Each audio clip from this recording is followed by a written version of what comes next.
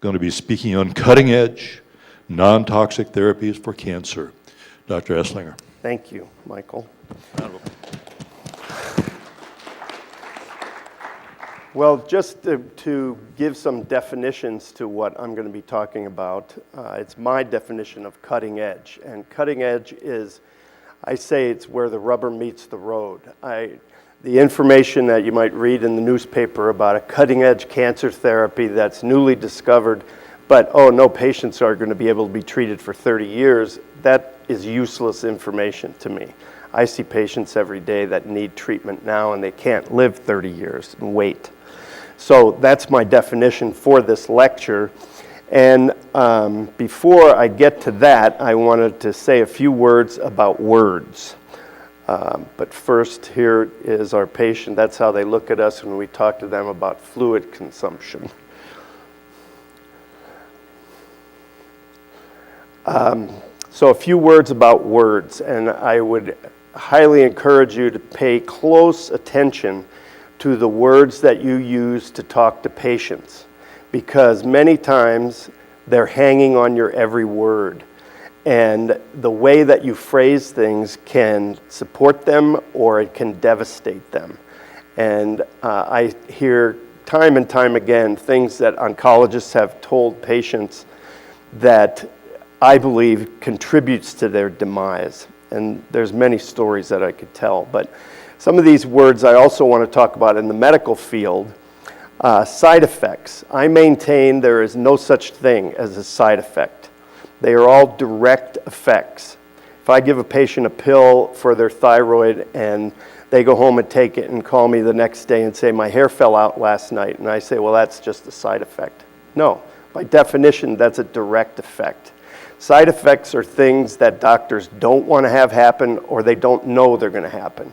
And when they do happen, they do one of two things. Either push them into a cubbyhole called side effects, or they can write another prescription to deal with that side effect. So they're all direct effects. Now, another pet peeve of mine is actually the diagnosis itself. Now, this isn't 100% of the cases, but particularly with syndromes, these are names of particular packages of symptoms that someone has put a name on. Most of the time it's their name when they discover the package. And I also say that in 35 years of practice, I have never had a pancreatic tumor walk through my front door. I have had patients with pancreatic tumors walk through my door, and 99% of them present with a different package of complaints and symptoms. So I treat patients with unique packages of symptoms. Diagnoses can be helpful in guiding your knowledge and your information, but mostly that is in place so that you can come up with the proper numbered code to get your reimbursement. I do not accept insurance from any insurance company, and that's part of the reason, and Doug taught me that. Another one is diabetes mellitus. People talk about this in hushed tones because it's a medical term. And those of you that know Latin know that diabetes mellitus means peas a lot disease. And it's because it was named before we knew the process that was actually taking place. And there's different kinds of diabetes, but all it means is you pee a lot. But it's bandied about as the sacred term. Now, another one is morphine. And if you know the Latin roots of words, mort and fine, it means love, death. And certainly if I ever have an accident or something where I have severe pain, I want some morphine. But chronic long-term use of morphine leads to one thing, and that is death. I think we need to consider the benefit to, quote, side effect ratio when we consider different therapies for our patients. Now, I also wanted to talk a little bit about what I believe is a phenomenon that I see all the time in many of my cancer patients. And to explain this phenomenon, I'll tell a story from the field of biology. I have a degree in biology before I went to medical school. There is and it has to do with the food craving and in the cancer patients. But the biological story is about a lowly fungus that grows mostly in parts, well, all in parts of the world where there's a large sheep population. And this fungus has to somehow pass through the gastrointestinal system of a sheep in order to complete its lifestyle. Now, somehow it evolved into a process whereby this fungus infects ants. Now, you might think, how on earth would an ant end up going through the gastrointestinal system of a sheep? And what happens is, these particular ants that are infected with the fungus, it affects their brain. And during the prime grazing time of sheep, these ants will leave the colony and crawl to the top of blades of grass and sit there. And if they get eaten by the sheep grazing by, they complete their life. The fungus completes the lifestyle. The ant, of course, dies. If that time passes and they're not eaten, they crawl back down, go back in the colony, and they're indistinguishable from any other ants in the colony. And I see a phenomenon in my cancer patients where we go into great detail about carbohydrates, and all carbohydrates turn into sugar. Sugar feeds anaerobic metabolism. I recommend a ketogenic diet. And had read Dr. Peskin's book 5 years ago, and I used to practice up in Idaho and have great respect for Dr. Sim. And when I saw his endorsement on your book, I said, I got to read that book. Now, I don't know him personally, but I used to refer patients to him, and I was impressed with him. And so I got this book, The Hidden Story of Cancer, and it blew my mind. A lot of the information about Otto Warburg I was previously aware of, but this discussion of parent essential fatty acids and fats, I immediately made a formula based on Dr. Peskin's book where we were using, at that time, flax oil, sunflower, and walnut oil in certain proportions to create that ideal 1-to-1 to 2.5-to-1 ratio. And my staff thought it tasted great, tastes like walnuts. The patients complained about it vehemently. So I switched to hemp oil and used for a few years organic hemp oil. And they're still complaining about it. And I think it's in part because of this phenomenon of cancer at some point, even though the patients know that it's not good for them, they will go on binge eating of carbohydrates, which I believe in some way, shape, or form is controlling their brain, and the cancer is saying, feed me, feed me. And they know this, and they will come in and be apologetic about it, and yet they will go and do it again and again. So I do think that is happening with the phenomenon that we call cancer. And this discussion, these are not the only things I do in my practice, but today I wanted to limit the discussion to 3 main areas, some of which is new information, some of which is not so new, but new to me and new in the way that I apply it. The first is interfering with cancer cell energy production. And as all of you know, if you interfere with energy production on a cellular level, that cell will die. We can skip breakfast and say, well, I'll just eat a little more at lunchtime. Cells cannot do that. If they don't have constant energy production, they will die. The second is sensitizing the immune system in some very specific ways. I also do a lot of immune system support, but I'm not going to talk about that aspect today. And then the third is decloaking, what I call decloaking the cancer cells. There's a specific enzyme called nagalase that is produced by anaerobic metabolism. And of course, then that includes anaerobic bacteria and some viruses.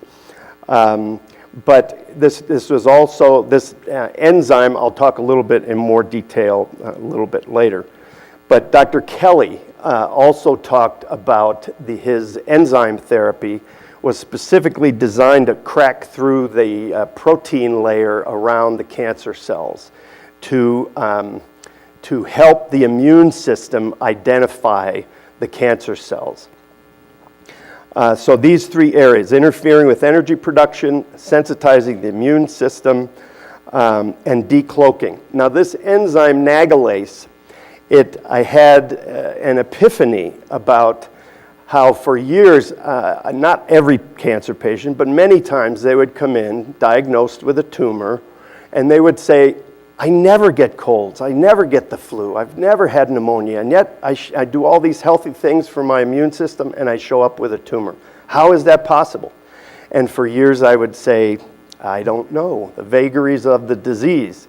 But I know now that the specific enzyme nagalase is at least one of the reasons, one of them we do understand now, that can have someone with a very vibrant immune system, but yet their immune system is not detecting the abnormal cancer cells, and it allows the tumor to grow.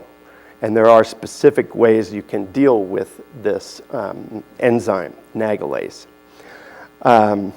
So on the energy production end, salicinium, laetrile, and glyoxal. What do all three of these have in common? What it is a benzaldehyde ring.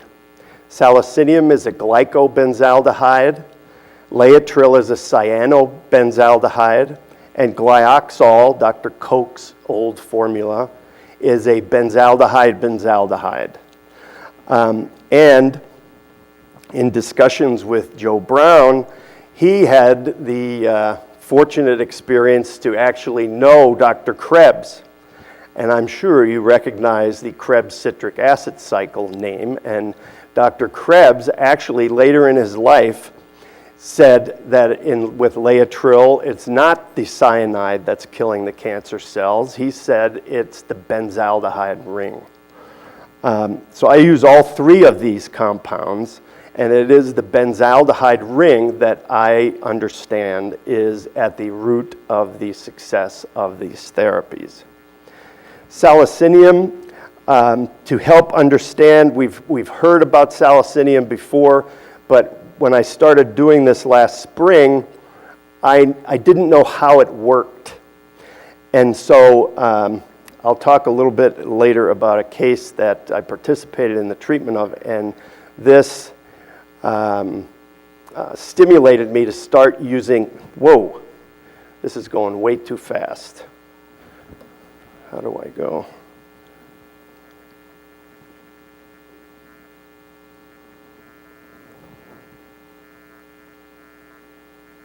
Where's my IT guy?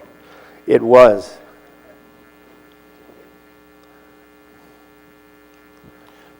I want to go back to the start of this. It took off. That would be, okay, right there. So, okay, this one. Okay. Oxidation, loss of electrons, or an increase in the oxidative state. Reduction is a gain of electrons. Now, right there. Okay. These reactions are a matched set. There cannot be oxidation without there being a reduction. Dismutation, the process of simultaneous oxidation and reduction, an example is pyruvate to lactate, is the first survival mechanism of every known malignant cell. So this is the full name of the enzyme nagalase, alpha-N-acetylgalactosaminidase. Way too big a mouthful of words to say very often, so nagalase is a lot easier. So this enzyme completely blocks the conversion of GC-MAF, which I will discuss later. And GC-MAF is extremely important because it is what allows, it's the decloaking in the immune system. And decloaking of the immune system that hides the cancer cells from the immune system. And this enzyme can actually be measured with a relatively inexpensive test, blood test. There are some drawbacks to it. Salicinium. Every known malignant cell has a universal enzyme, beta-glucosidase. Salicinium is a complex glycol molecule. The quick way to say it is it's a fake sugar. And basically, the cancer cell takes it in, recognizes the glyco end of the glycobenzaldehyde molecule, and takes it in, and it cannot participate, it cannot utilize this molecule to create energy production. And this is how it works. It rapidly enters the malignant cell due to its hunger for simple sugars. And that, of course, as I'm sure everyone here knows, the cancer cells, Otto Warburg, proved the cancer cells use anaerobic metabolism. Anaerobic metabolism is 18 times less efficient at producing a given amount of energy out of a given amount of sugar.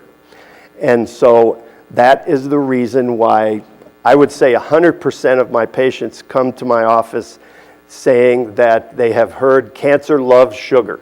And I say cancer doesn't love sugar. Cancer requires sugar 18 times greater dose than normal cells because of the inefficiency of this anaerobic metabolism. But it's a weakness, and it allows us to enter into this cycle in such a way that we can shut down the energy production. Now, it's also recently been demonstrated that, for years, and for years I said, anaerobic metabolism produces two main waste products, lactic acid and carbon dioxide. Carbon dioxide dissolved in a liquid makes carbonic acid. And that is why I find 100% of my patients are acidic, because carbon dioxide and lactic acid, of course, are normal compounds found in the body, but it's in much greater amounts in someone who's growing a tumor. But what we know now that has recently been demonstrated is that this anaerobic metabolism actually puts out lactate. And the lactate, upon contact with the blood, is turned into lactic acid. Now, once this nagalase enzyme is neutralized, then the immune system can identify and attack the disease cells that were present all the time but were not being detected. Now, a recent study has demonstrated that salicinium does not just interfere with the energy production, it has been shown to actually increase the activity of the NK cells, which of course are T cells, specific kinds of T cells. Nagalase production is halted. GCMAF, which is a naturally occurring compound in the body, can then start working. And as I said, I'll talk about this a little bit more later on. The immune system follows in attacking these malignant cells. So you have two mechanisms working. One actually will kill the cancer cell ultimately. It's not immediate, but will kill the cancer cells by shutting down energy production. And then activation of the NK cells will continue the destruction of these cancer cells. Now, along that line, what I do is when my patients first come to the office, I start them on 3 specific compounds. One is called My Community. It's made by a company called Fungi Perfecti up in Olympia, Washington. Contains 17 different mushrooms. Cordyceps is one of them. And I do dark field microscopy, although I refer to it as live blood display because of the visit to my office of 2 federal agents back in 2006 who informed us that dark field microscopy is not allowed anywhere in the country because there's no national standards. And I said, I don't care what somebody in Georgia thinks about what I see, and that didn't have much effect on them. Fortunately, Dr. Holt, who was working with me at the time, he met with these agents because I was ready to bite their head off. But that's not a good idea with people that can shut you down. So I stayed out of the meeting. But what we did, they wanted a letter saying we would cease and desist dark field microscopy. So that weekend we composed a letter saying that here forthwith we would cease to do dark field microscopy. However, I will continue to use a dark field microscope to demonstrate the miracle of life that's happening inside of the patient. And they went, well, you could do that, but you can't do dark field microscopy. I said, okay, I won't ever do that again. So we do live blood display, and it is extremely helpful. I also use the pleo remedies quite a bit.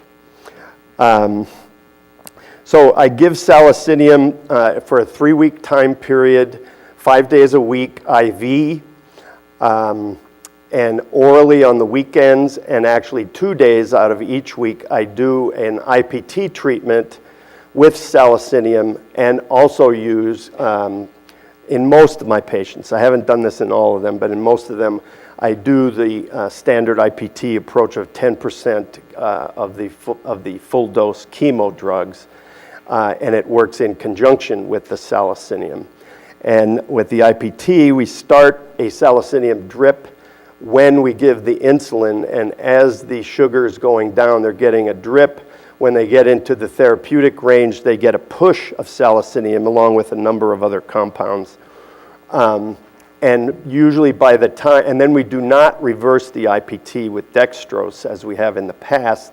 We have the patients start eating a protein meal, and their sugar comes up gradually, and by the time their sugar is back to a normal range, the salicinium drip is complete. So I give it IV, I give it an IPT, and then I give it orally on weekends, and then subsequently when the patients go home, they are on what we call a SALI protocol, which includes a number of other compounds to help alkalinize them. Now, a little note about alkalization. I get a lot of patients coming in who hear of our clinic in the book, Outsmart Your Cancer. And they come in convinced that taking IV cesium is going to cure their cancer. And I have to spend a lot of time having a discussion with them about how I have done IV cesium along with oral cesium in the past. We haven't done it for at least 4 years because it doesn't work. And the idea is that, yes, these cancer cells produce excess acid, but simply by neutralizing the acid does not kill the cancer cell. At least that's what I found. And when we were using the cesium protocol, we pushed our patients to where we were monitoring urine pH and saliva pH, and their pHs would go up to, and every single time they crossed 8.0, they would start vomiting, and they would start having diarrhea with undigested food. And that would not be so terrible if their tumor shrank up. If their tumors shrank up and went away, it would be, okay, it's a rough road, but we've seen success. But we didn't. The tumors did not go away. And so we subsequently stopped using the cesium. We have recently stopped using, we kept using the IV cesium in IPT during a drip that took place during the IPT protocol because of some literature I had read about cesium increasing the chemosensitivity of the cancer cells. But we've recently stopped that because of the occurrence of diarrhea and nausea in our patients. And we now use the Perfect Balance product, Alkaline, which has cesium in it and sodium bicarb. And the beauty of it is that it's encapsulated. Sorry, I just need to get this off here. Okay, yeah, I saw Do it it. at the end of the day. Oh, thanks. Cesium and sodium bicarbonate, but it's encapsulated so that it does not dissolve until it gets down in the duodenum. I believe that the high pH therapy that we used to do interfered with digestion largely because it interfered with the hydrochloric acid production in the stomach. But this time release, it's not really time release, enteric-coated alkalizing product we have found works quite well and without the bad effects. So the fermenting cell uses dismutation, and the salicinium interferes with that process.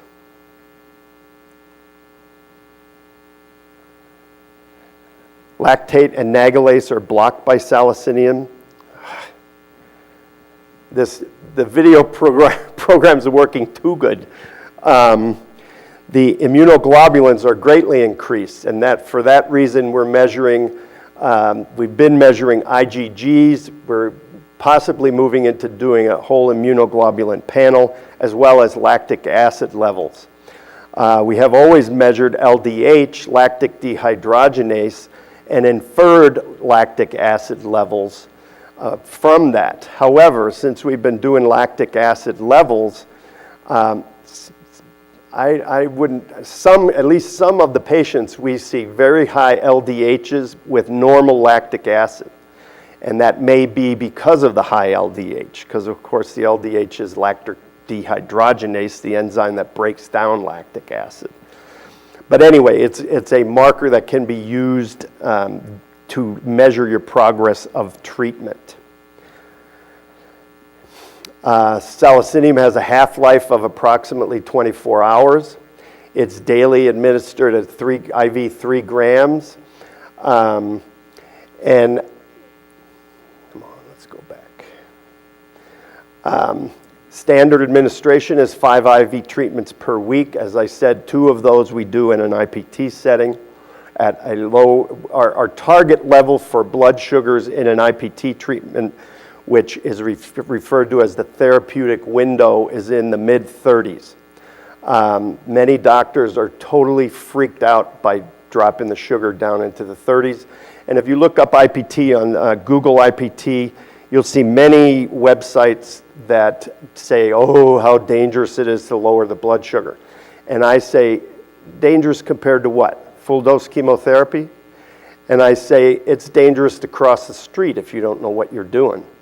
But since 2004, and Doug originally sent me down to Tijuana to train with Donato Perez Garcia, and I'll never forget, I was there during Reagan's funeral, because I had nothing to do in the off time but sit in my hotel room, and Reagan's funeral was on TV.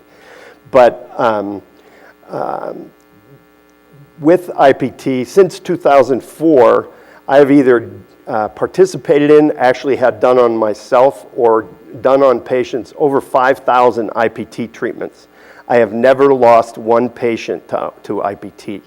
And I challenge any oncologist in the country to compare statistics about their therapies. Now the weekends, as I mentioned, we go to an oral dose along with the alkaline capsules that I mentioned. And then when they go home, they continue on oral sal at home.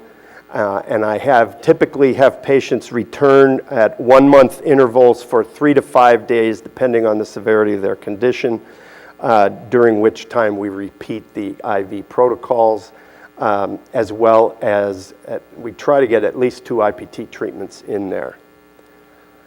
So review salicinium, it stops the production of nagalase by attaching to the NAD plus coenzyme, halting dismutation.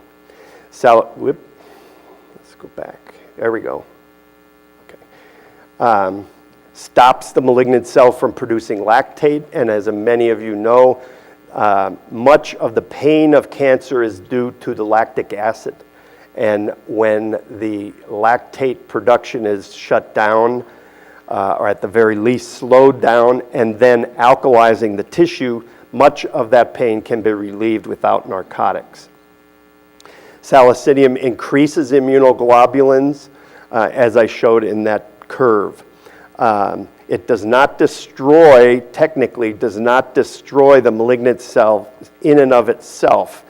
The immune system does that. And I need to refer back to the supplements I give my patients. My community, I mentioned the mushroom formula. I give them IP6, inositol hexaphosphate, and L-ornithine. All of those designed to boost the T cell count. And I actually see the T cell count go up in my live blood analysis. And it's interesting how by the end of 3 weeks, I have patients, because I do it once a week in an office visit when patients are there. And we do periodically have patients who will stay for longer periods of time, especially if they're from far away. We're currently treating a patient from Australia, and he's not the first patient we've had from Australia. and we've had one from China. But, and then the protocols, of course, change because they're so far away.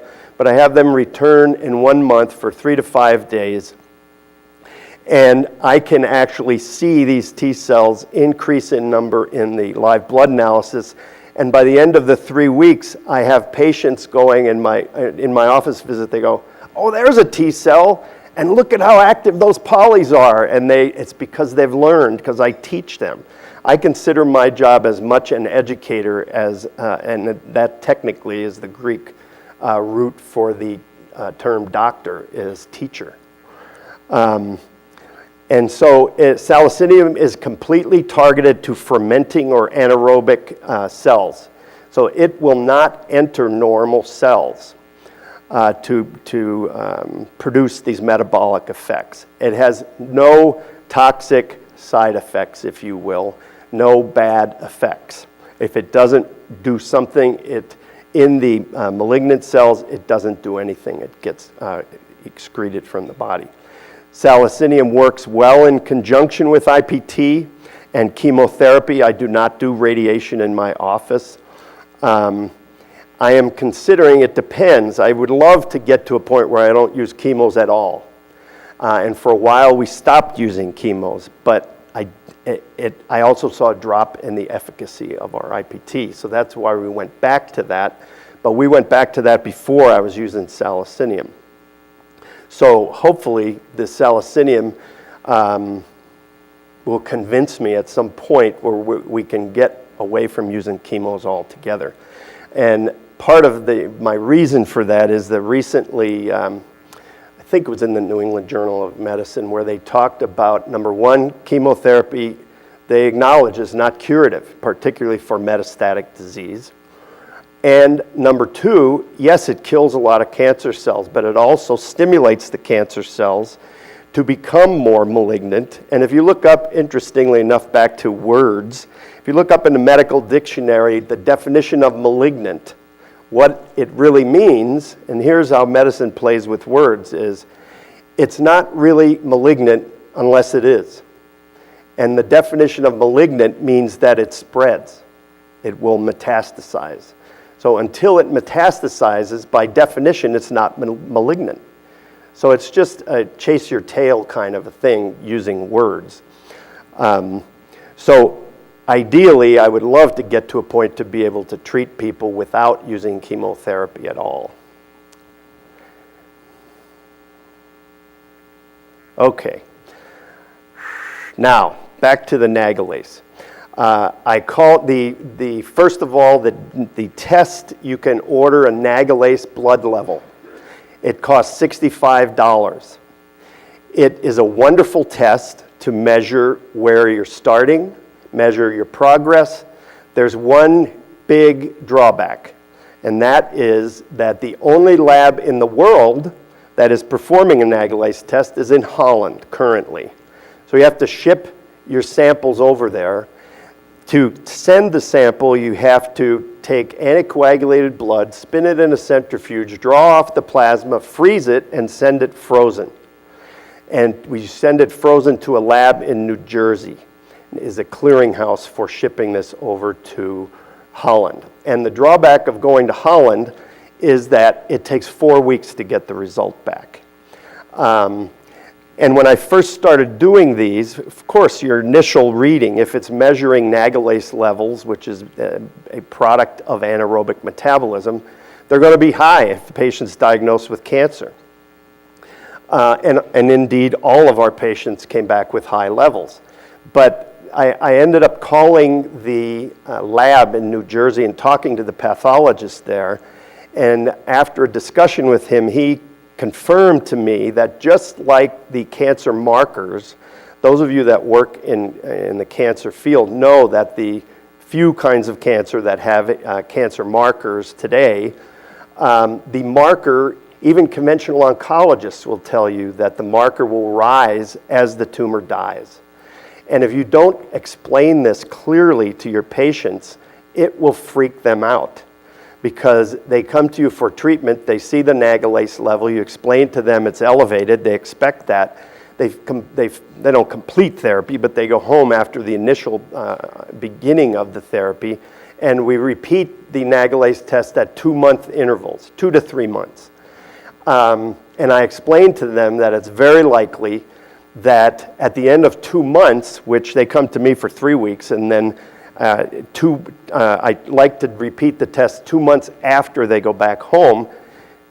99% of the patients we've done so far have had increased levels of nagalase on the second test.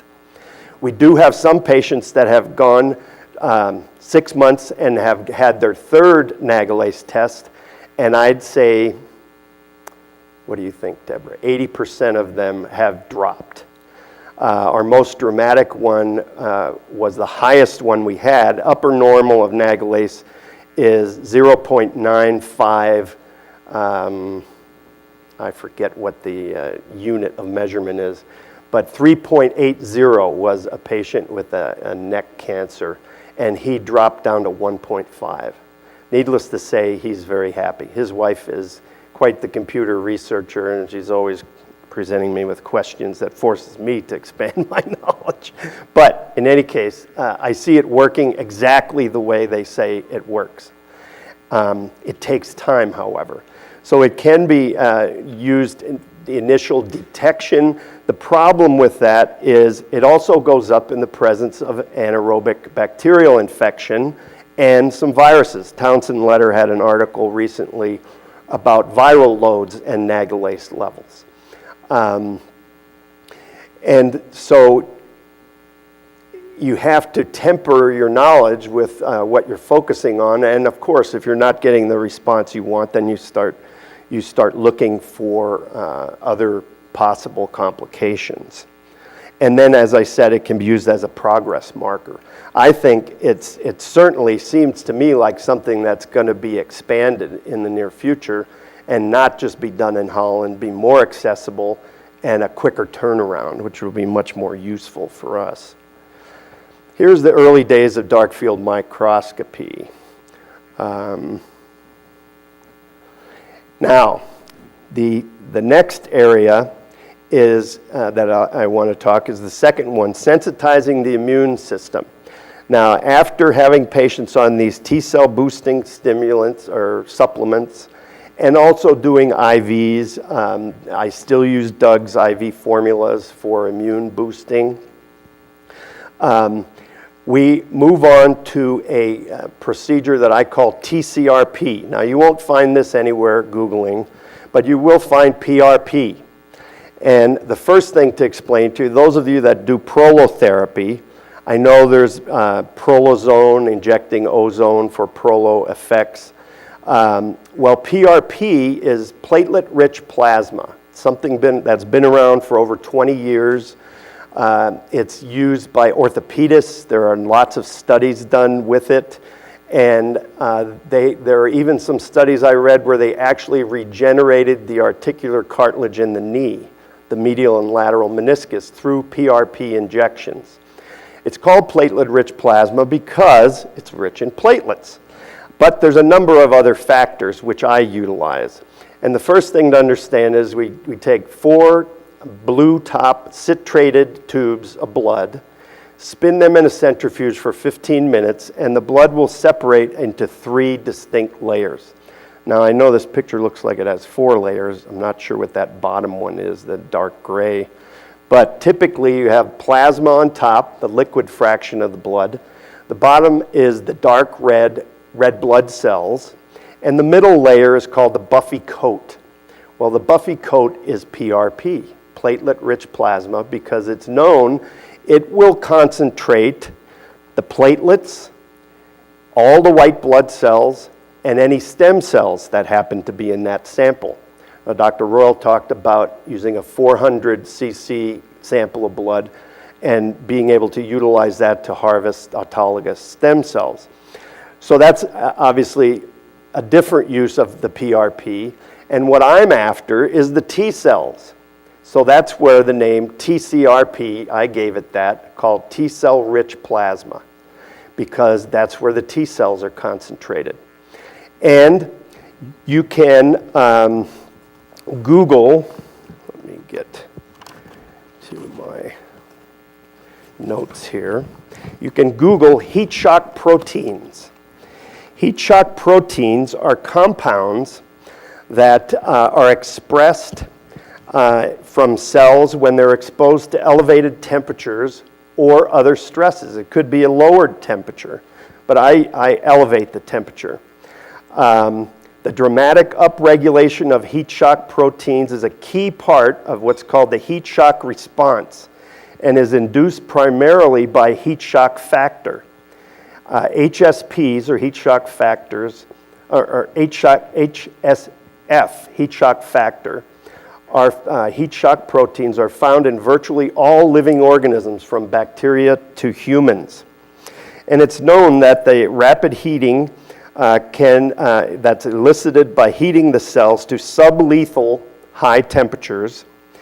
It in turn provides protection from subsequent and more severe temperature fluctuations. But that's not even what I'm after. What I'm after is, it's called a role as a chaperone. And heat shock proteins function as intracellular chaperones for other proteins, as well as externally. They play an important role in protein-protein interactions such as folding and assisting in the establishment of proper protein conformation. Now there's a number of effects of these heat shock proteins, and as I say, you can read about all of them by Googling heat shock proteins. But the ones I'm after are the immunity effects. And extracellular and membrane-bound heat shock proteins, especially, and there are a number of these that have been discovered, and they're described by molecular weight. But heat shock protein 70 specifically are involved in binding antigens and presenting them to the immune system.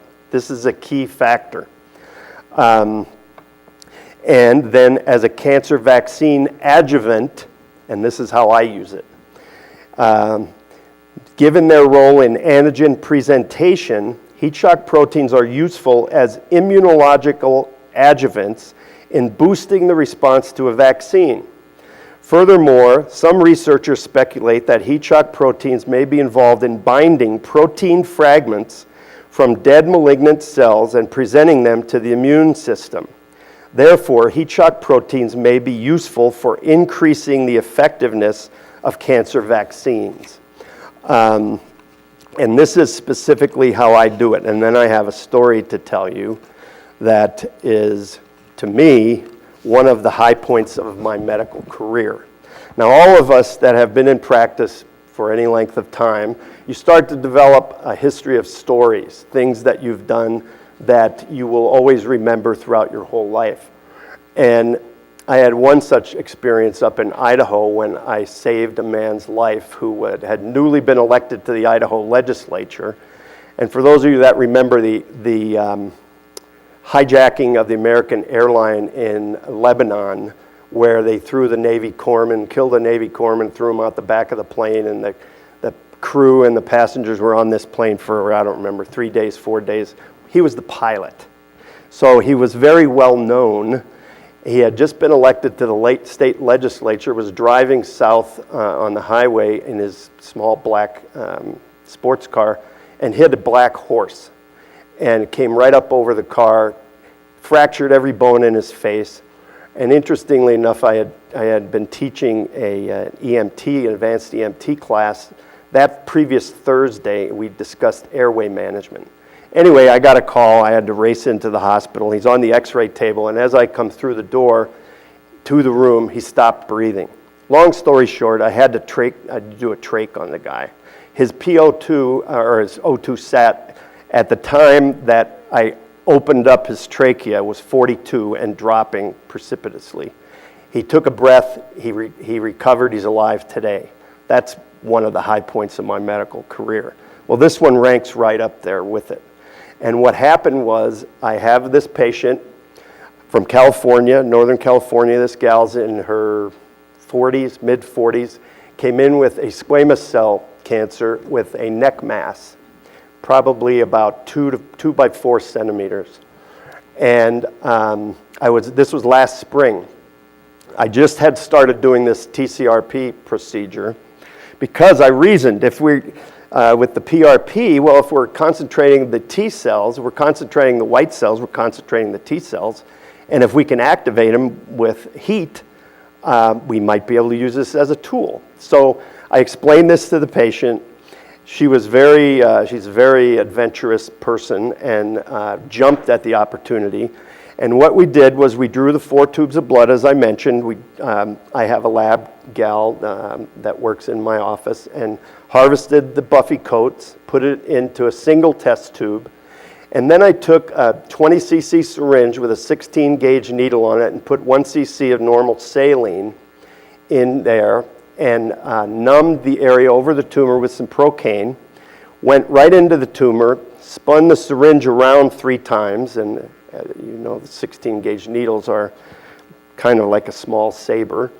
And then I injected the cc of saline, twirled it 3 more times, and pulled back on the plunger, got about a half a cc of pink fluid out. I injected that into the tube of the buffy coats and incubated it overnight at 102 degrees. The next day I took that fluid and injected it equally in 4 quadrants around that tumor. 7 days later, the tumor was gone, and it remains gone today. So that's what triggered me to start. I do these injections on all of my patients, even the ones that I don't have access to the tumors. I just use the blood and use the T cells and incubate it. Now, if it's possible, as I say, if the tumor is accessible, I like to get some of the tumor cells. Cancer cells are very susceptible to heat. It kills them. They have no mechanism for dealing with excess heat. But I believe it does not destroy them, and by the mechanism I just explained to you, the heat shock proteins, the T cells that get activated to the antigens on the malignant cells,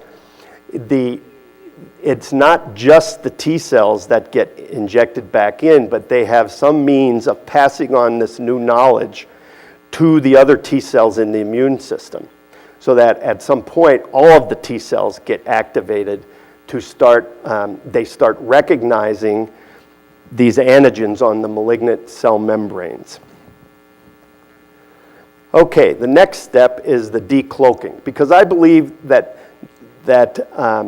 it's the power of this therapy, which we've seen a dramatic increase in the success of our protocols since I've been doing the combination of these. I don't think it's necessarily one single factor, but I believe cancer is an aggressive disease, and you have to be as aggressive as you can by as many different means as possible.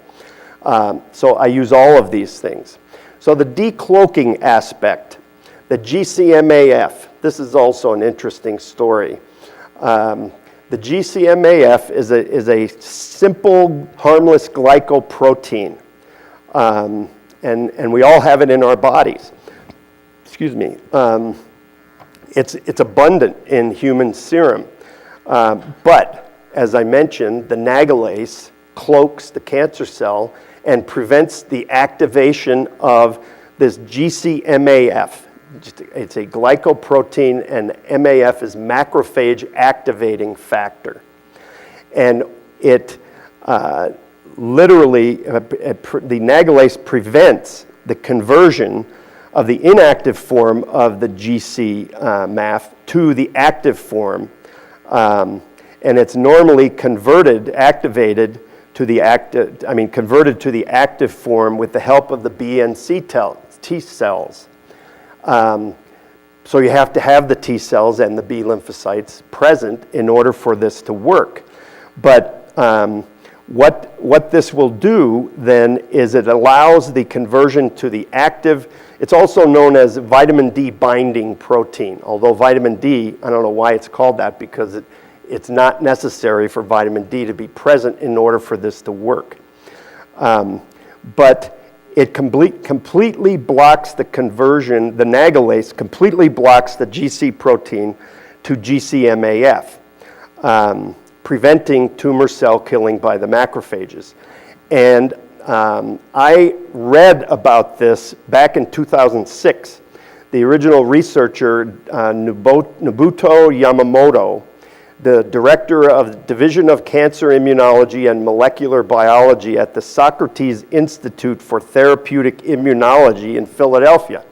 Well, I called him in 2006 and spoke with him on the phone, and he said, and in his article, he had published, this is probably the most potent macrophage activating factor ever discovered. And I said, great, how do I get some? Well, you can't do that. There were no human studies done at that time. This was 2006. So I knew about this, but this past early summer, I had 3 different, it's amazing. One of the things I was taught in school was if you listen long enough, the patient will tell you what's wrong with them, and they will tell you what you can do about it. And spending more time listening and less time talking can be very useful. And so I find I learn new things. The most common place I have for learning new things is from my patients. And they'll come in and say, have you heard about such and such on the internet? No, I haven't. I write it down. I go do some research. And I had 3 different patients within a week. And so I had these 3 patients contact me, and I told them, the first 2, I told all 3 of them, yes, I've heard of it, I know about it, I talked to Dr. Yamamoto, but I can't get a hold of any, so it's not useful to me. The 3rd patient said, how about if I give you a website for a lab in Belgium where you can purchase it? And I said, that would be wonderful. And she did, and I did, and we now import GCMAF from Belgium, and I have probably 30 patients taking weekly GCMAF injections. Now, what's interesting about these injections is the dosage is 100 nanograms. A nanogram is a billionth of a gram. So we're talking about incredibly tiny, tiny doses. And this is imported as normal saline from Belgium. And unless someone looking specifically with very specific equipment checks this, it appears as normal saline because it's almost homeopathic doses of this stuff. But there have now been 2 human studies done. And in the International Journal of Cancer, January 2008, in 16 breast cancer patients, this was found to eliminate the tumors in 100% of the patients. We can talk about the specifics of each one and the stages they were at, but what study have you ever heard? Admittedly, a small population, but what study have you ever heard of where they had 100% resolution? They also did another study with 8 colon cancer patients, 100% resolution of tumors. And this is up to 4 years now after therapy. These injections, this talked about an upcoming July issue of Cancer Immunology and Immunotherapy. GCMAF, that would have been July of 2009. This abolished tumors in 8 colon cancer patients who had already undergone surgery but still exhibited metastases, which is considered incurable by conventional medicine. After 32 to 50 weekly injections, all colorectal cancer patients exhibited healthy control levels of the serum nagalase. Now, this was a serendipity because this was totally from a separate source. We had already started doing these nagalase tests in Holland, from Holland, and when I contacted this lab by email, they said, well, you're going to need to monitor nagalase levels. And there's only one place in the world that does the test. And of course, it's the same exact lab we're already using. So I thought, that was pretty interesting. And so in 16 breast cancer patients, 8 colon cancer patients, 100% resolution of tumor. No detectable, quote, side effects. I call them bad effects. None. Obviously, a tiny dose. So, and I have heard that there are different kinds of GCMAF. I was not able to find any information on that. And there are some scientists, one that claimed to have worked with Dr. Yamamoto, said it's all bunk, it doesn't work at all. So I PubMeded it. And I came up with a study from January 2012 by a Dr. Pacini and et al. And this was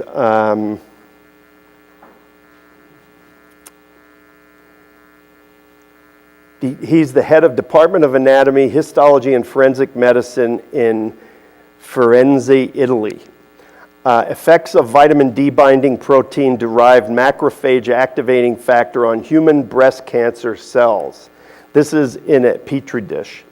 Conclusion of the study, these results are consistent, and this is a heretofore unknown effect of GCMAF, consistent with the hypothesis that the known anti-cancer efficacy of GCMAF can be ascribed to different biological properties of the molecule that include inhibition of tumor-induced angiogenesis and direct inhibition of cancer cell proliferation, migration, and metastatic potential.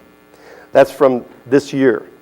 The other one was from 2010, vitamin D binding protein macrophage activating factor directly inhibits proliferation, migration, and expression of prostate cancer cells. There's 6 different physicians, Department of Ophthalmology and Visual Sciences, University of Kentucky in Lexington. From October 2010, conclusion, these studies show strong inhibitory activity of vitamin D binding protein MAF on prostate tumor cells independent of its macrophage activation. So there's more research that needs to be done on this, but there's no reason to hesitate using it. As I mentioned, the dosages are incredibly tiny. There are no known bad effects. And so I find that putting all these together, and as I say, I do other things in my practice, but I wanted to focus on these 3 because of their incredible potential here. Putting them all together produce a very powerful protocol to kill the cancer cells without killing the patient. In conventional oncology, the focus is totally on tumor, shrink the tumor. And they pay no attention to the immune system. They do try and boost the white count and the red count, but they pay no attention to the activity of the immune system. And as a result, we end up with these toxic therapies that maybe the tumor shrinks, but the patient dies. So this is incredibly exciting to me, and hopefully to some other people. I don't want to feel like I'm out there by myself, even though many times I feel that way.